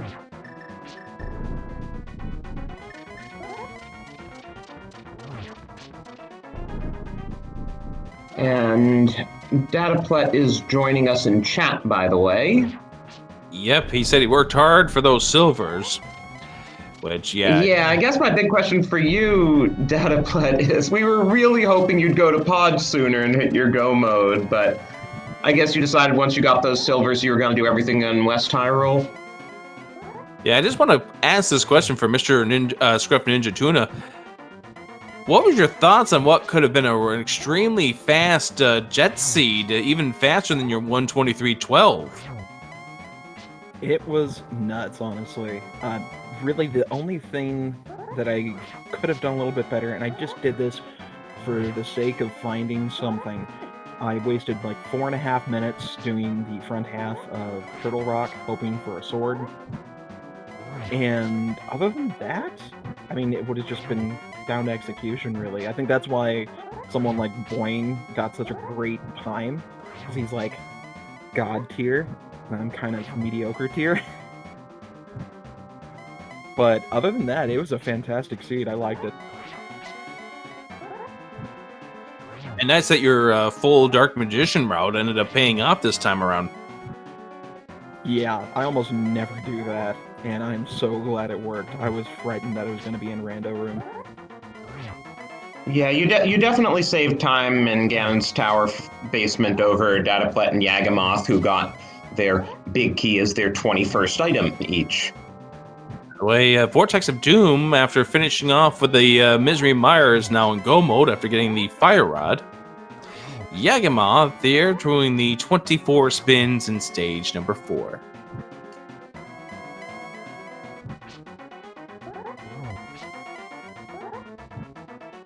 Oh, it looks from the tracker like Vortex had his lamp, so he didn't actually need the Fire Rod for go mode. That's true. What's he doing on Death Mountain, though? There's the finish for Ganon. There's the finish for Yagamoth, finishing off with the fight. And is about to head through the door to finish off this seed. Vortex of Doom. I'm curious about this one, but I'm wondering if we just didn't put down him finishing off. Because he does have Tempered Sword, so that means he did finish Swamp Palace. Yeah, right. He must have finished Swamp. Yeah, meanwhile, Yagamoth is 31st overall and third on our restream with 132.25. And we're getting confirmation from chat that Vortex did finish off with Ice Palace as well. Not that way, Vortex. Gotta go through the portal and Ganon Tower.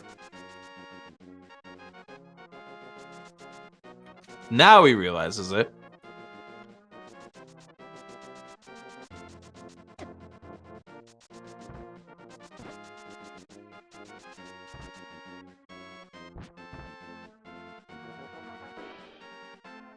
Chat hoping he'd get butter. That would have been funny if he did, but nah.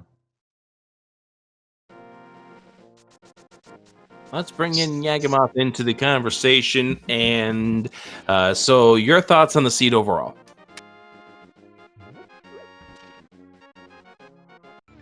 Hang on. I need to activate my thing. Hi, good morning. Good morning. My thoughts on the seed overall. Well, if I realized earlier that I may not actually even need the ice rod, I think it would have actually been really fast. Oh, that's what ended up happening to you. We were Yes, wondering what was going basically- on after you got your 7th crystal. In my tracker, I mislabeled Turtle Rock as a crystal, so in my mind, the entire time I was just looking for another ice rod. So the ice rod trolls me even if I don't need it. Did you hear where it was? Yes, I've seen it on Mushroom just earlier. Oh yeah, fungus for ice rod going on your screen right now. Yeah, it's something, let's put it that way. I'm actually kind of curious how I would have placed if I didn't make this rather major mess up. Like, I would have gone immediately into Misery Mire just to see whether I could finish it, even if I didn't have the lamp. So there's that. But yeah, hindsight. Hindsight is 2020. How about the sword locations? Well, considering how much stuff I checked, I was rather surprised I didn't find any more. So yeah, that's also rather intriguing. As we were pointing out with Mr. Scruff Ninja Tuna, the other sword locations, Moldorm in the Tower of Hera had one, and the other one was magic powder into the final sword.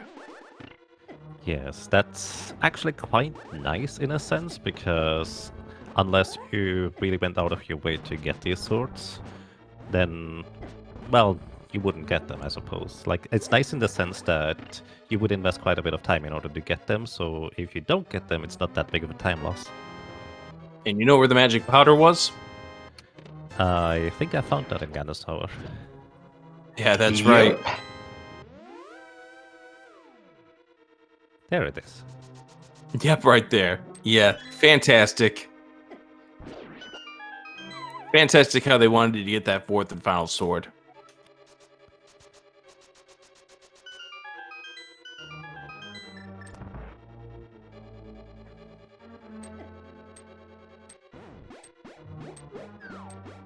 Hey, Yagamoth, I didn't see if you had opened it, but did you check the post-Moldorm chest? Yes, 20 rupees in individual pieces, which is pretty neat. Made me laugh, actually. Because those are boots. Yep, same here. I saw those and I'm like, oh man, I wish I had my mic on. Yeah, this game decided to tell you all, hey, look, we're going to put the boots in chest number 216.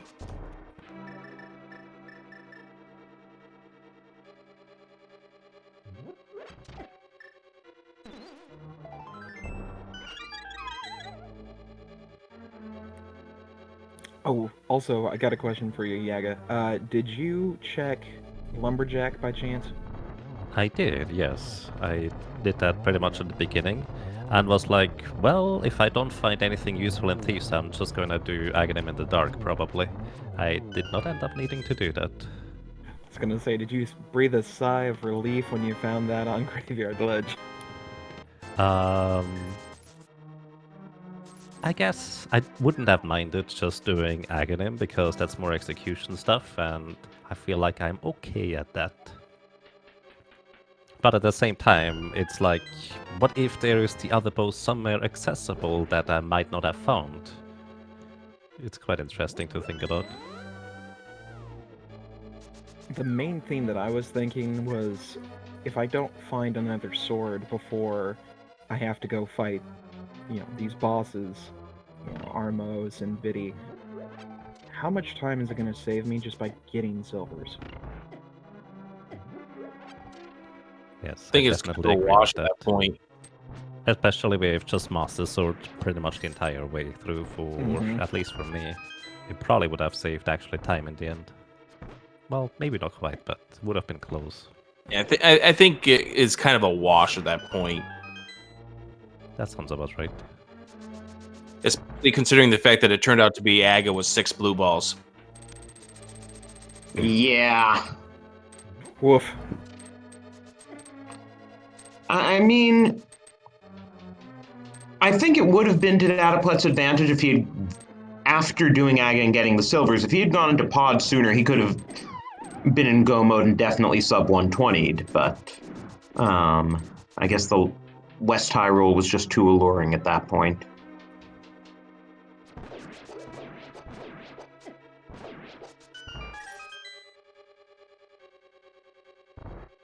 So to Yagamoth, this was your second qualifier overall, correct?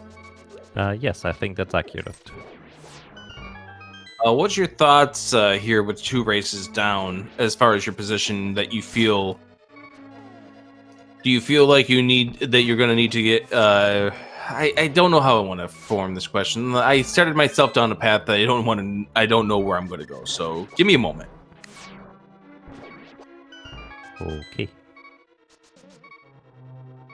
I guess what I really want to know is what are your thoughts heading into the next 3 races? Do you feel like you need to get yourself to the better part of the average, or do you feel like you're in a good position?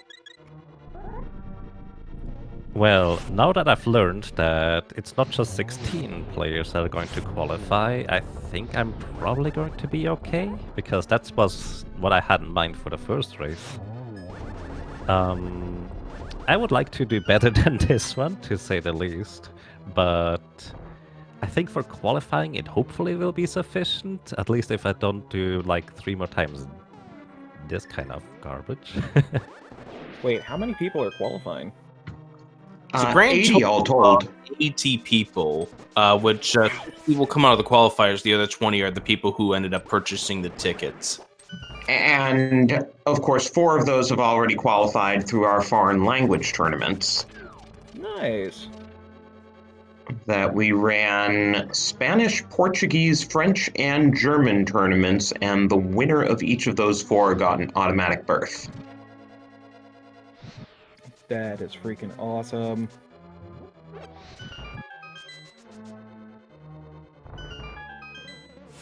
Vortex making the way up through the 6th floor. We'll have a tempered sword silverless scanning fight coming up.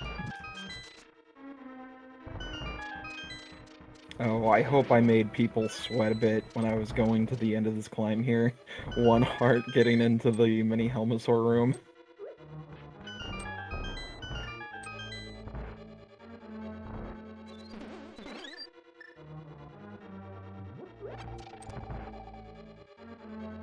I was on the edge of my seat.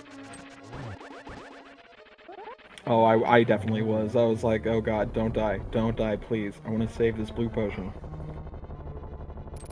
Yes, and Mind of Me, our amazing setup and volunteer person, is pointing out, in case you're wondering, that the automatic qualifiers are Illis from the German tournament, Kyong from the Portuguese, Bonta from the French, and Asazas from the Spanish.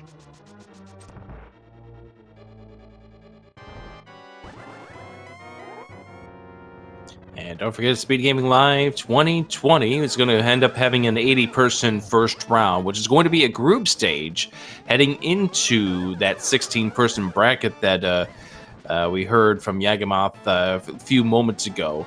All of that's going to be taking place during the course of November 7th through the 15th. Should be a lot of fun. Over $2,200 in prize money. And just looking at Vortex of Doom scores here, he's been so consistent for his first 4 matches. I think he's probably glad that he gets his worst score dropped, because this is almost certainly going to be his drop. This is going to be the low one. This is going to be the low one. And maybe that's part of what led Vortex of Doom to play it out this way, knowing that you do have that safety net, and he has established a pretty good safety net. So this one, oh well, it just goes into the trash bin, just like the seed is going to be after these guys are done with it, right? Yep. I think so. I'm emptying my recycle bin right now. Perfect. So we get to see tempered silverless here from Vortex after Master Silverless from our two bottom runners, and Tempered Silvers from Dataplet. So Vortex can slash his way through the first 3 phases and will then just need 12 spins in phase 4. But he is down to 3 hearts. I do not remember if he bought a potion.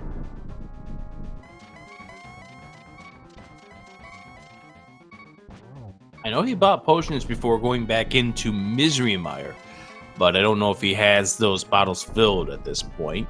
So here we go. Did you find the arrows in the light world? Yeah, we definitely did. I don't have them. And you just froze Ganon. And I think it was just so you didn't get the bat to show up at this point.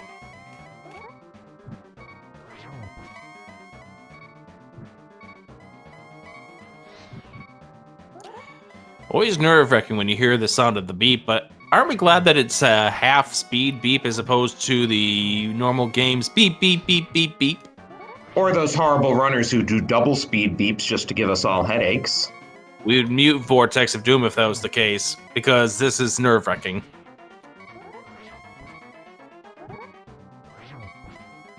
But yeah, definitely GG's and good luck to both of you, Mr. Scruff Ninja June, as well as Yagamoth. Also, GG's and congrats to Dataplet, and good luck in the upcoming races. GG's.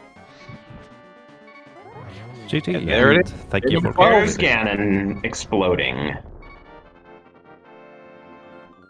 Have a great night, everybody. Good night.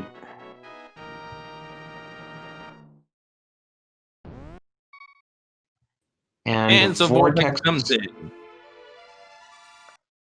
And he, with his official time of 1:45:23, is 4th on our restream and 49th overall. So, as we said, this will be his drop, so he can rest easy. His other 4 races produced quite good times, and he can use 3 of those for his score. And he has joined us now. GG's. GG.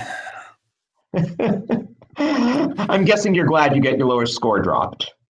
Yeah, definitely. I knew pretty much as soon as the first person finished that this would be my drop. I knew it was likely to be anyway, and the other ones I can do. I was lucky to have all the ones I could do be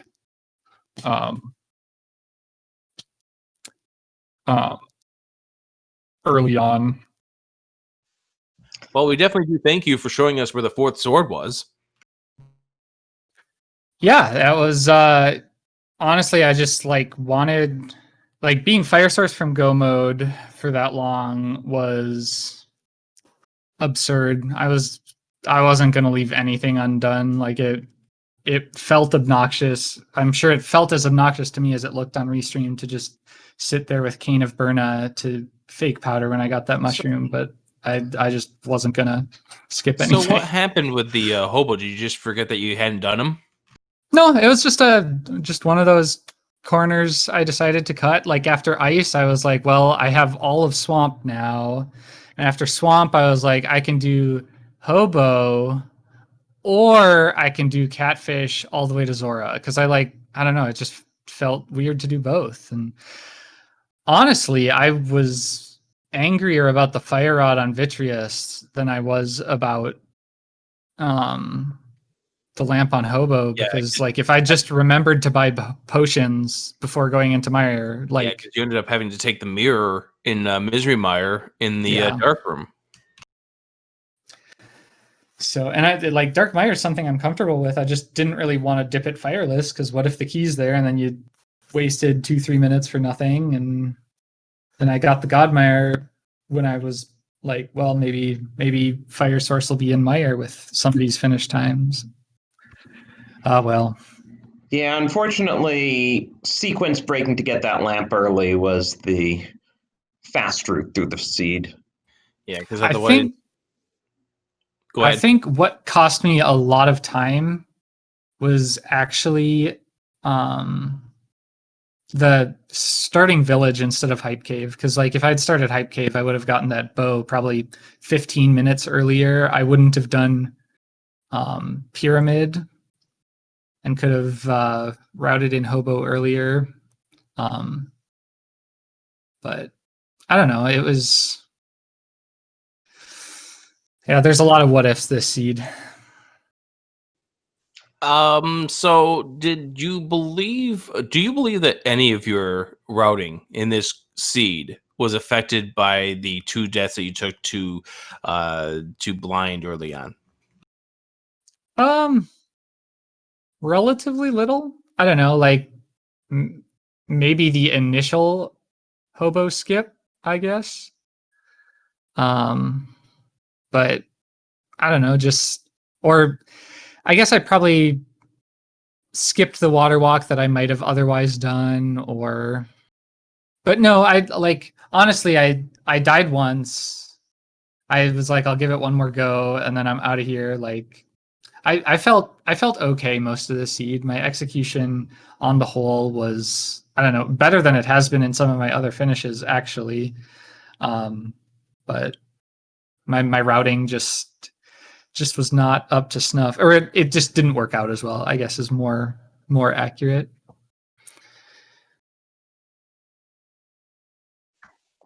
Hey, that's what mulligans are for. Yeah, for sure. Like you said, I am pretty happy. This one is getting dropped. It's unfortunate that it was the restreamed one, and I thought about forfeiting when I think Yagamoth was the last to finish, right before me. I thought about forfeiting, but when all I had left was GT, so I figured it wasn't like I was going to pull out a 220 versus all these other times. So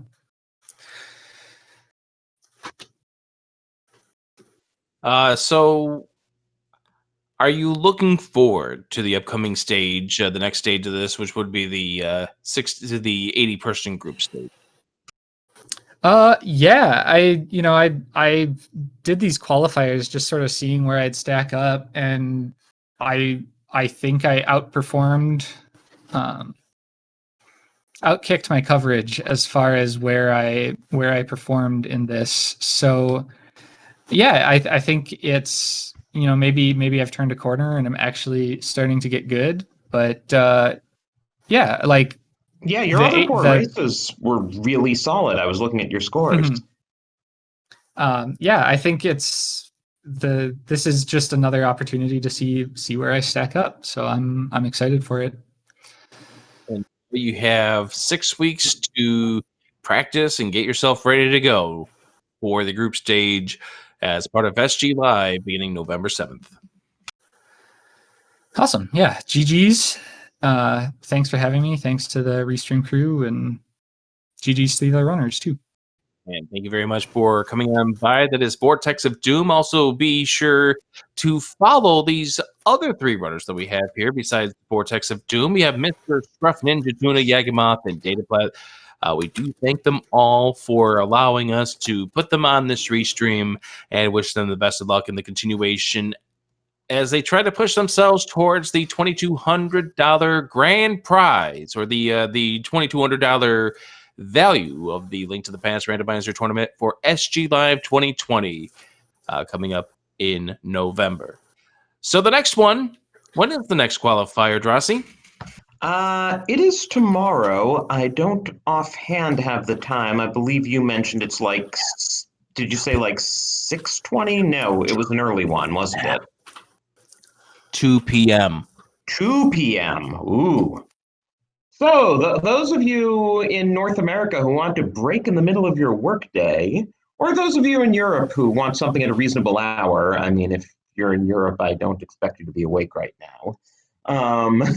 But yes, tune in tomorrow then. And on the flip side of things, Friday we will have a very late one that'll be starting right around now in 2 days. Tomorrow we have the more European-friendly start time of 2:20 p.m. or 2 o'clock for the runners, 2:20 here for the restream. Friday is going to be 11 o'clock start for the runners, 11:20 for the restream. Which means that our Australian and East Asian friends can compete on their Saturday afternoon. Absolutely. So let's go ahead and wrap things up. Just one last thing I want to push before we get to the end. We do have a marathon that's going to be taking place as part of SG Live 2020, and submissions for that will be coming to a close in 8 days from now. October 1st at 11:59 p.m. Eastern Daylight Time is the submission deadline for the SG Live Marathon, and you can get more information for that by going to speedgaming.org/SG Live. So for that, let's go ahead and say thank you for the entire crew, for Guinness Girl and for Duo, for Drosy1 and myself. We do want to thank you all for joining us here on the Link to the Past Randomizer qualifiers, and we'll see you the next time. Drosy, you have the final word. Well, it's been a blast, and do tune in for the remaining qualifiers and have a great night.